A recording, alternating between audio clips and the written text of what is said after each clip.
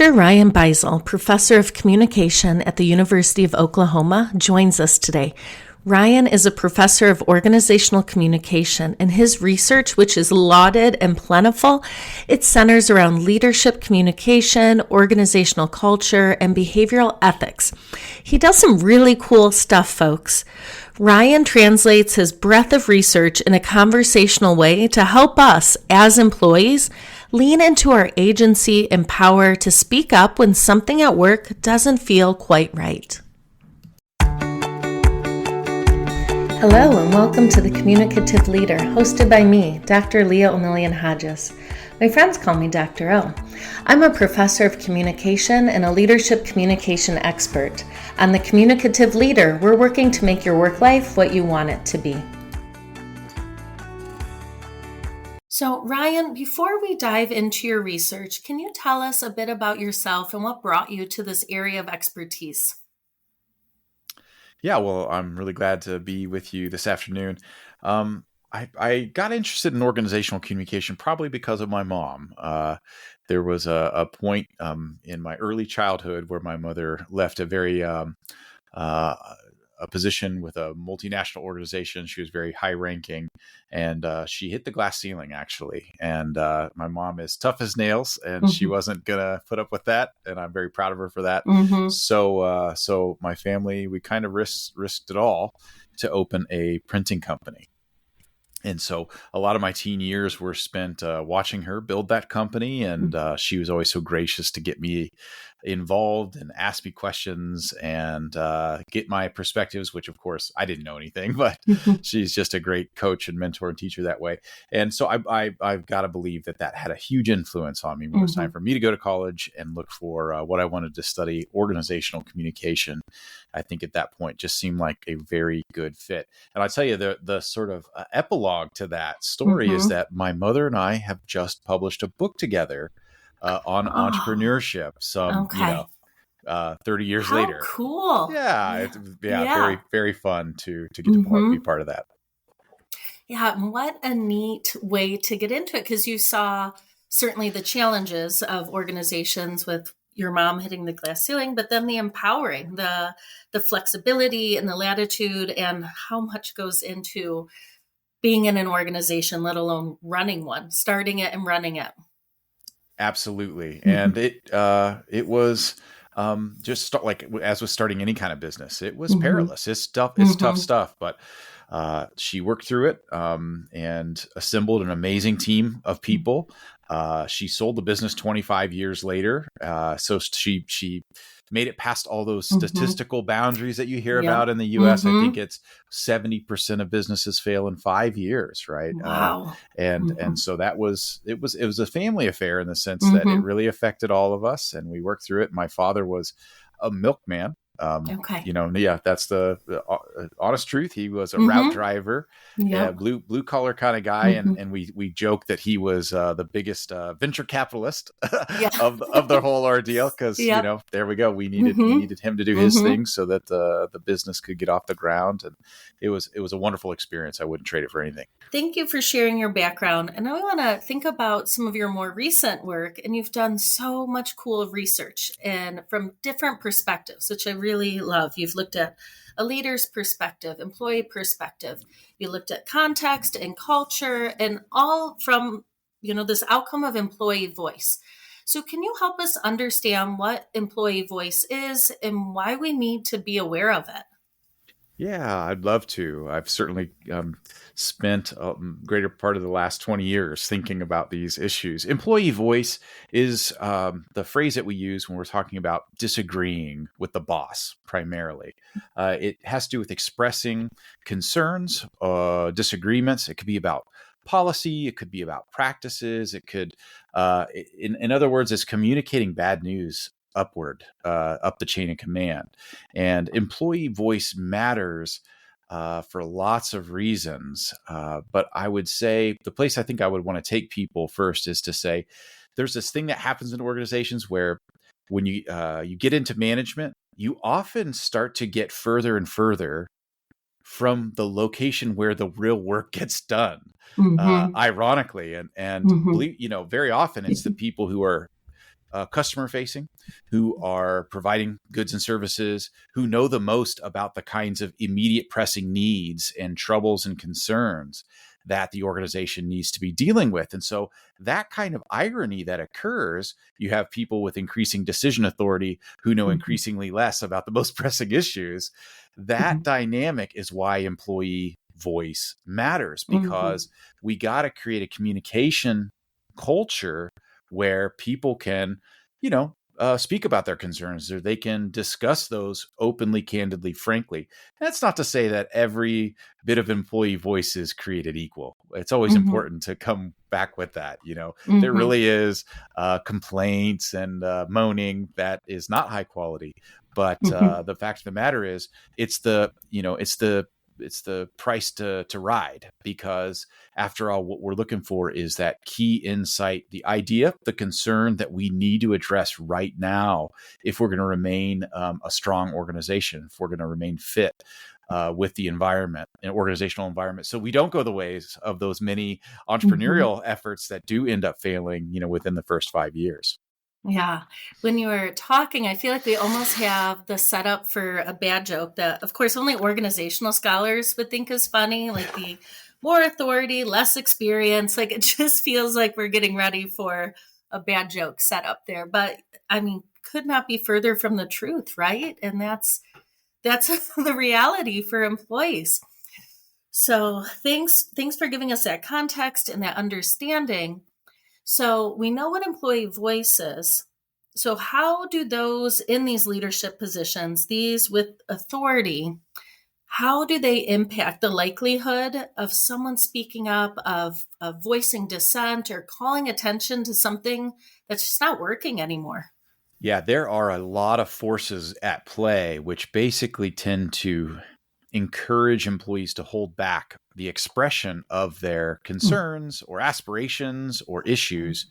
I mean, so on one hand, you have lifespan socialization. Anytime for many of us, when we interacted with authority figures, even as children, we sort of learned implicitly, there's some stuff that you say to adults and there's some stuff you don't. And strangely, there's great research that shows we take those implicit theories, they're called, we take those experiences with us into the workplace, and we try and kind of transfer that over to bosses, which, when you say it out loud sounds silly, but it is the fact of the matter. Yeah. And then also in terms of leaders, I mean, if we're talking about where are they implicated when it comes to voice, I would just give you one word, and the word is fear. Yeah. So leaders, whether we know it or not, whether we feed into it or not intentionally, where there is fear of retribution, that this won't be received well, there's going to be a holding back of employee voice, and you might even say a increasing employee silence. But that's a really bad deal for the fitness of an organization. And so it's something to take very, very seriously. And it's going to take a lot of intentional effort to address those fears, because I would say it's not so easy as we start at a neutral place and we got to build trust. It's actually, we start at a fearful place because of socialization, lifespan socialization. That's the default. And so it's going to take a lot of effort to build trust and a real sense that, okay, this is a place where I can speak my mind. And I might not always be right, or, it might not always change things, but it's a place where I won't be seen negatively. And more than that, it's a place where that's what I'm expected to do. I'm expected to, raise concerns, think through ideas, maybe even raise an aspiration, and that kind of thing. So in a word, fear is really the game here. Yeah. Yeah. And when we think about that, and especially retribution too, that perception that this might happen, I think for some, they're like, what? You're not going to get fired. But it's like, no, they might not like me, or I might not be seen as normative. I might be on the fringe then. So all of these things that make it really hard to keep going in and doing the work. Yes, exactly. That's a really good point to say. It may not just be like a fear I'm going to get fired. Mm-hmm. It could be a much smaller stakes kind of thing. Like Mm-hmm. maybe people won't like me as well. Mm-hmm. And especially if my boss doesn't like me as well, is that going to show up on my Yeah, evaluations? exactly. And those are Exactly. legitimate concerns Yep. that managers need to be proactive about managing through word Yeah. and deed. Hmm. Yep, exactly. And so we've kind of hinted at this, Ryan, but what have you seen in your research, or maybe some things that we've seen on the news that happens when employees don't feel safe expressing these ethical concerns that are happening at work? Yeah. I think the history of organizational wrongdoing is very instructive Mm-hmm. here. Very often, these incredible organizational failures, when we go upstream and we trace their origins, Mm-hmm. we see that lots of people knew things were wrong. But when people see things are wrong and they don't say anything Mm-hmm. because there's fear of retribution, you can kind of get a scenario in which small problems, they take on a life of their own. They grow Mm-hmm. incrementally, and then people come along and rationalize. I think we see that with Enron, which everybody Mm-hmm. points to as this great Yep. example. 20 years Mm-hmm. ago, of course, the huge firm Enron Mm-hmm. collapsed spectacularly because of some really bad accounting practices.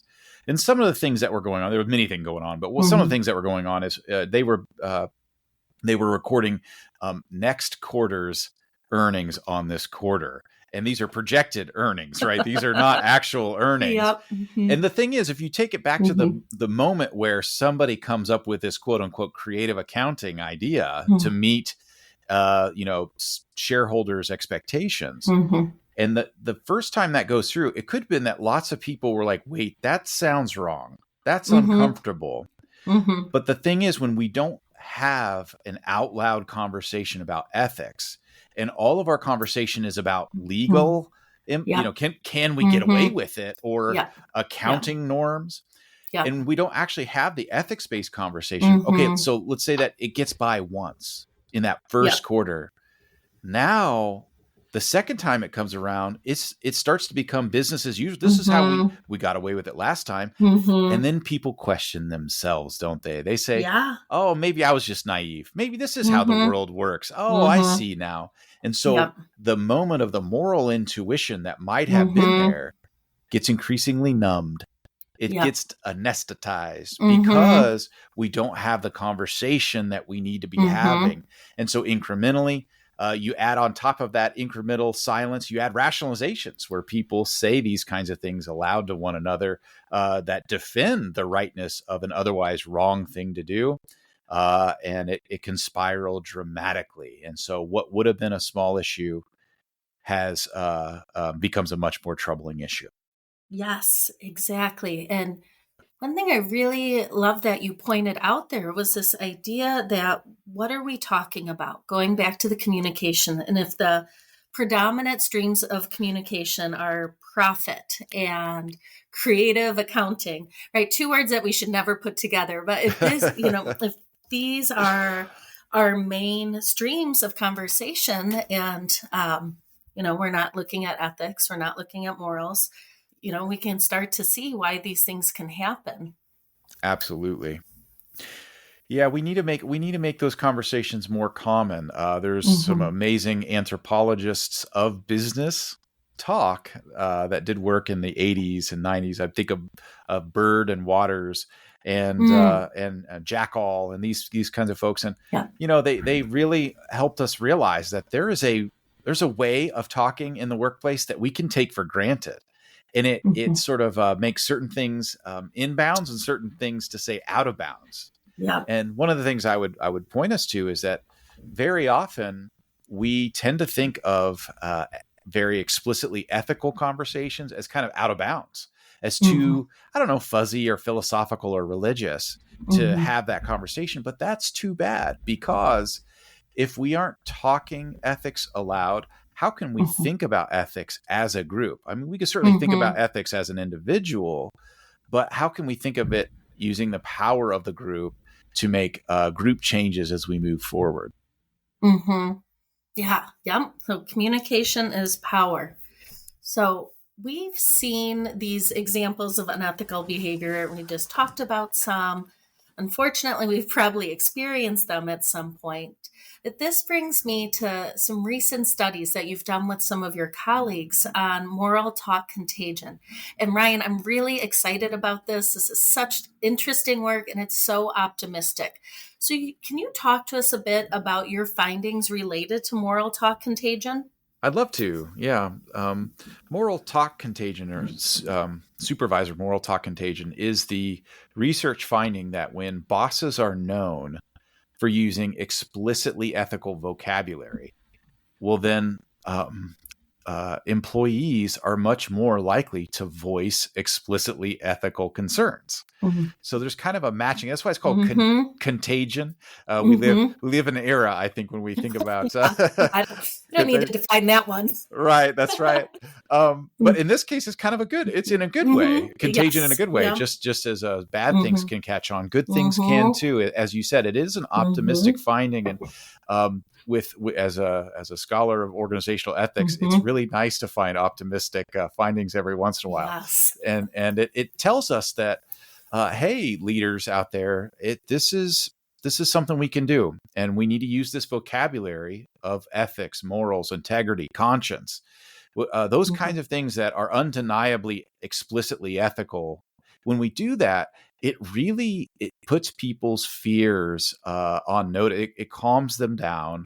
It allays their anxieties and helps them when the time comes for them to also raise issues, concerns, and aspirations. To give voice to those things they are already feeling anyway. Because that's the thing. People have moral intuition. They just do. Healthy human brains do. And certainly working adults do. And so wouldn't it be great if we can capture that incredible resource and input and use it towards better deliberation that and therefore better decisions. And so much too, it's that we're role modeling it as that formal titled leader, role modeling the behavior that we want to be seen as normative. I love that phrase, role modeling. That hits it exactly. Yeah. So moral talk contagion is role modeling. Hey, let's talk ethics out loud together. Let's do that. Yeah. And so, Ryan, how does this moral talk contagion, how does it relate to the moral mum effect that you and colleagues have also kind of worked on and have a great stream of documentation? Oh, thank you. Yeah. Something that I've been dedicating a lot of my life to for a long time. And the moral mum effect is the observation that silence regarding ethical concerns is common, exceedingly common. Another way to say this is that you can expect there to be a public-private discrepancy between private ethical concerns and what people say about it.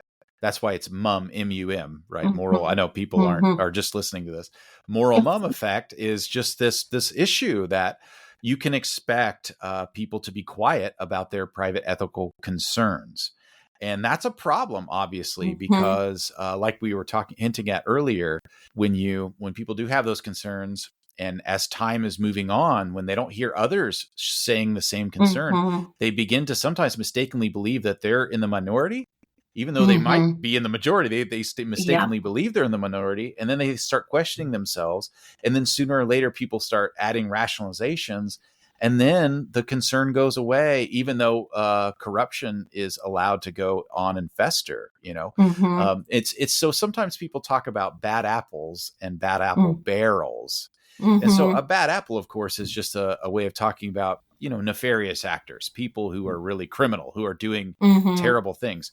And that's one thing. But as of course, as organization scientists, we're also very interested in bad apple barrels. This would be environments that kind of encourage us into corruption. And I would say a root cause of a kind of bad apple barrel is moral mum effect, that people are not having the conversation that they really ought to be having, And I want to make a quick differentiation, which might help as well.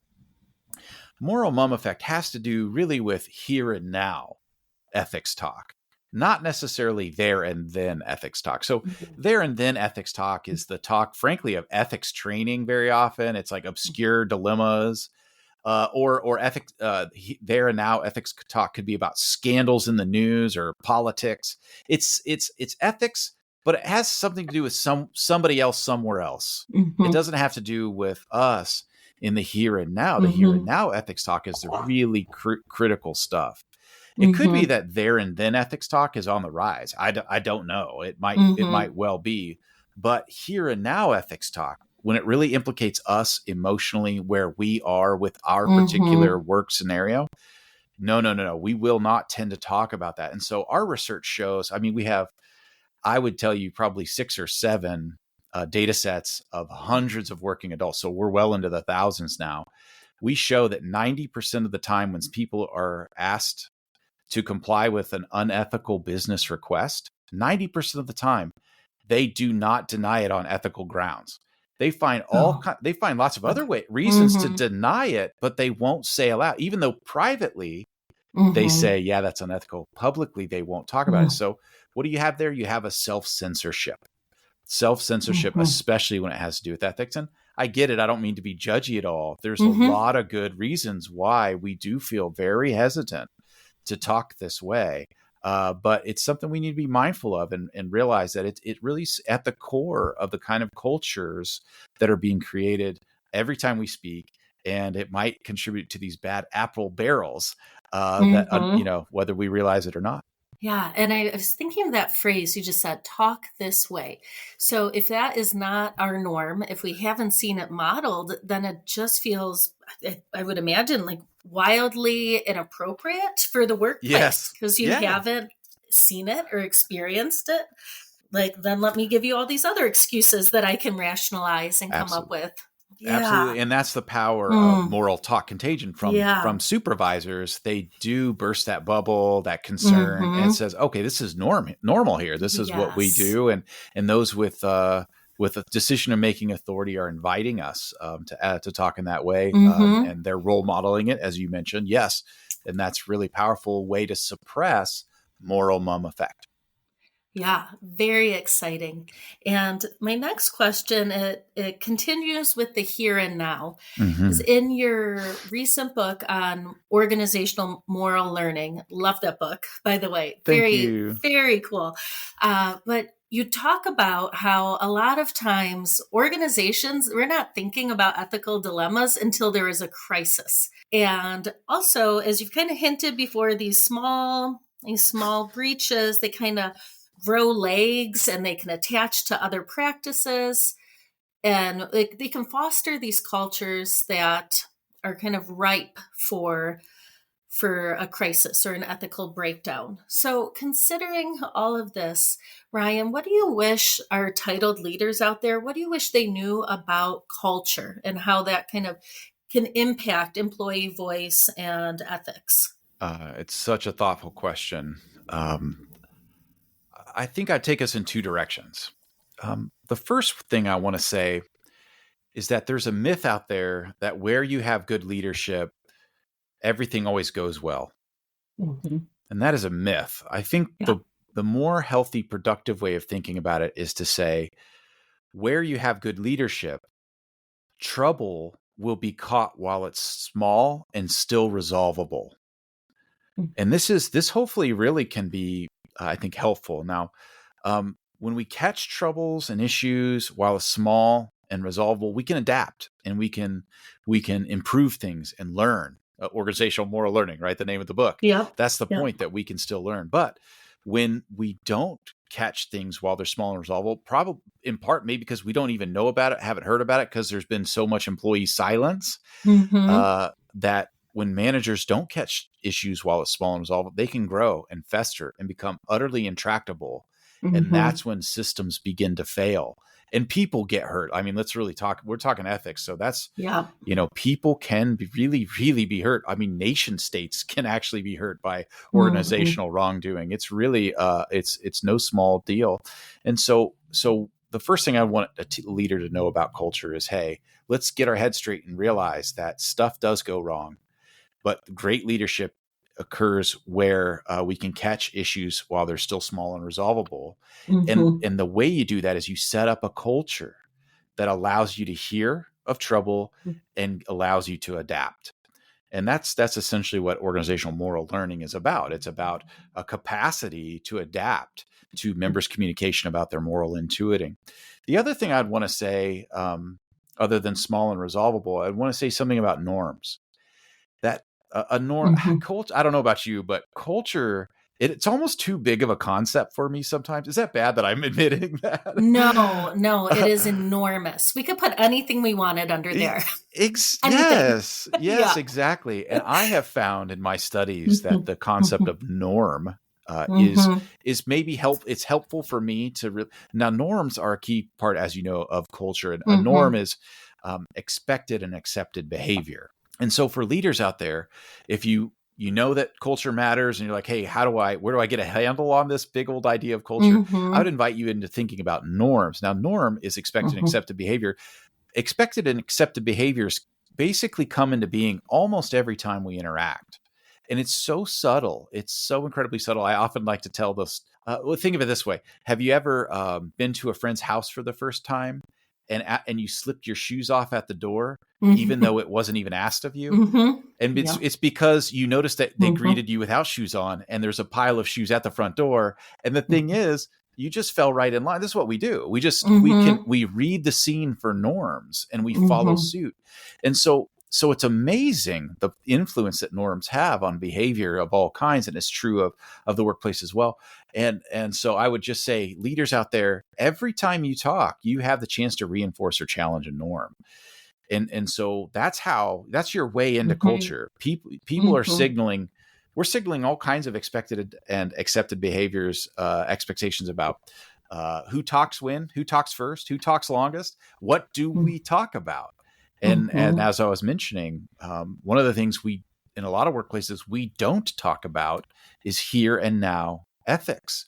So we need to be very intentional about violating that norm and getting a new norm going. Because that's going to really set us up for success, that we can keep trouble small while it's still resolved, that we can hear about it, that we can get the bad news we need to lead. Yeah, exactly. I really like that idea of having leaders tune into what am I signaling and what is that then saying to others?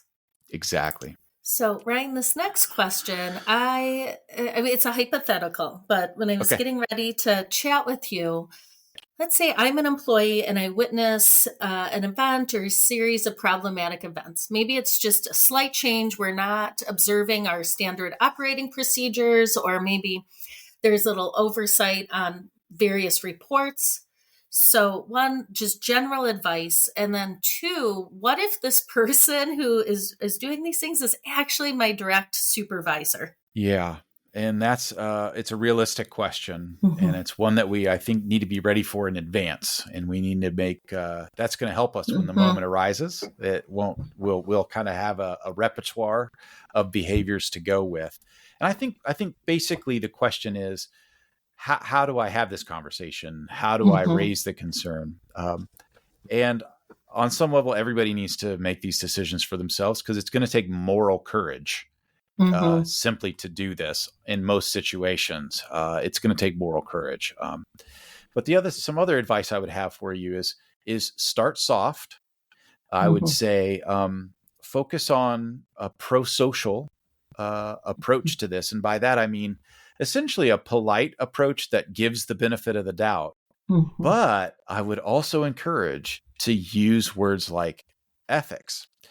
And one of the things we need to do is we need to realize that a lot of our conversations around ethics are very dichotomous, is the term. As you know, it's just either on or off. And so what happens is people say, well, I can't be for sure that that's unethical, so therefore it must be ethical. But that is a really, in my opinion, thin way of thinking about ethics. And dangerous, exactly. Yep. But I think for most people, that's where they live. They will stay there. They think of it in very bimodal dichotomous terms. So something you can do to kind of change the conversation in a really rich way is bring in words about integrity or ethical excellence. Or highest standards of integrity, or ideals. So you could say, hey, I don't know that that's unethical, but also I don't know that that's holding up to my highest ideals either. Mm-hmm. So it's a slight judo switch Mm-hmm. there on people, Mm-hmm. but in the best way, because I think it also takes some of the sting out. I'm not saying that's unethical, but also I don't feel great about it in terms of my highest ideals. Mm-hmm. Can you talk to me? Maybe I'm missing something. You can even open it up at that point and have a question, because you've laid the groundwork of a better conversation, which includes explicitly ethical vocabulary. Making sense what I'm saying? Yeah, What's your? I'd love to hear your thoughts. Yeah. gosh, what's such a beautiful response, Ryan. I don't know if I have thoughts aside from like very well done. I love the pre-planning and recognizing Yeah. I don't think anyone sees themselves being in this situation until they're actually in it. Yeah. So having thought about that a little bit, but I think by saying, yeah, this doesn't quite, you know, Mm-hmm. what do I want to say? Like you said, exactly, that my high ideals, or, I think, I mean, even joking a little bit, like, oh, my Yeah. integrity is tingling a little bit here, like my integrity spidey sense is going off, and maybe we can return to this. Maybe I didn't quite understand this process. So I think, like you said, we're using politeness, some face work Great. to help them maintain face, and a little self-deprecating humor. Again, thinking about the relationship and how to preserve it. Because if this is my manager and they're going to do my performance evaluations and they're going to think about my bonuses, I don't know Exactly. that I want to start by saying, hey, you unethical bleep, bleep, bleep. Exactly. Yeah, and that's Yeah. where our communication Mm-hmm. competence is really going to Mm-hmm. be challenged to its utmost. Your point about Mm-hmm. humor is exactly spot on Mm-hmm. as well. We have found a situation in our research where humor was very helpful in saying, Mm-hmm. and should I drive the getaway car for you also? Yeah, There's I that like that. yeah, Yeah. that kind of language can help Mm-hmm. people speak truth to Mm-hmm. power. Humor has Yeah. always been helpful. Mm-hmm. That we call it the jester role, right? It's always been Yes. in high courts a way to Mm-hmm. tell people what they need to hear. The other thing is too, I think maybe using we language, that's Mm-hmm. something that would be Yes. helpful. Yeah. Is this in keeping with our highest ideals? Is this keeping Mm-hmm. with what, and I'll tell you another one, which is how would we feel about this being on the front page in a year from now? Mm-hmm. How would Yeah. we feel about this being on the front page? Mm-hmm. Can really help us think a bit more Mm-hmm. clearly in ethical terms. And so there's a number of ways around this, but yeah, it's gonna take some skill. And Mm-hmm. I totally agree. We're not going to go harsh and severe at first, Yeah. but we're going to start polite. We're going to start pro socially, Mm-hmm. and according to casting, we might also Mm-hmm. think about the power of repetition. This Mm-hmm. might need to happen over a couple of conversations, Mm-hmm. slowly, Yeah. and Yeah. that might also help as well. Yeah. When you were just talking, I thought about a previous guest, and he has his team fail in advance. So, I mean, we're thinking about amazing culture, very thoughtful leadership. But if we were to, integrate that practice where we're thinking about things and saying, okay, let's fast forward a week. What could go wrong here? Let's fast forward to next quarter. What could go wrong if we continue down this path? I think that might be another way to kind of get into this if we realize, this has a potential to breach some ethical boundaries, that if we consider, kicking the tires, what is failing in advance, that devil's advocate, some of that might also be a way as a group to, stop these before they get too large. I love that, failing in advance. What a great, Mm-hmm. it's a form of scenario planning. It sounds like Mm-hmm. it's a form of disagreement, invitation to disagree. Yeah. Okay, so I have two final questions for you. So, on the communicative leader, we like to leave listeners with really pragmatic leadership or leadership communication takeaways. And we're thinking, what is it that they can do now to make their work life what they want it to be? So, the first part of this question, and I mean, you've already shared so many incredible tips with us, but for our titled leaders, our managers, directors, Hmm. supervisors, maybe even in the C suite, so those folks, what advice do you want to leave them with? I want to leave them with a challenge to Mm-hmm. begin to make the use of explicitly ethical terms in the here and now much more normal, much more normative, much more common. And that takes some intentionality as we plan for what we're about to do and as we reflect on what we did. I would recommend that we don't just talk about, was that ethical? Yes, no. Mm-hmm. We open up the whole conversation more by pointing people to ethical excellence. So you say, is this the most ethically excellent way of going about it? Is this in keeping with our highest ideals? Is this, is this what we're going to be most proud of in terms of our own integrity in dealing with others? And when we use those words, we really help people allay their fears. We help really bring forth their dialogue and get their voice involved as well. So I encourage you to invite disagreement, invite conversation. One of the things we do find too, strangely enough, is when we talk about the body. This is empirical research. Our research is showing that when we involve the body, and that sounds like, what's our gut telling us on how that went last time? What's our gut saying about whether or not that was the most ethically excellent approach? That's going to help, believe it or not. When we talk about what the body knows about ethics, it's kind of a sidestep to, we don't need to be moral philosophers, guys. We actually, typical healthy human brains agree on a tremendous amount. We agree that we don't like people to steal from us, and we don't want to steal from them. We agree that we don't like people to lie to us, and we don't want to lie to them. And so I think some confidence in that, using explicitly moralized language, using gut, sort of body referencing language. What do we know to be true at our bones?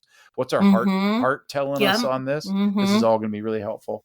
And then moving the dialogue from just, is it right or wrong, to, is it, in keeping with highest, is this ethically excellent of us to do it this way? Was that ethically excellent? And then implicit there is that we have to allow for room for growth. And that's one of the things about ethics, is that unfortunately it becomes this issue of you have to be perfect, otherwise you're corrupt. And that's just not the reality of it.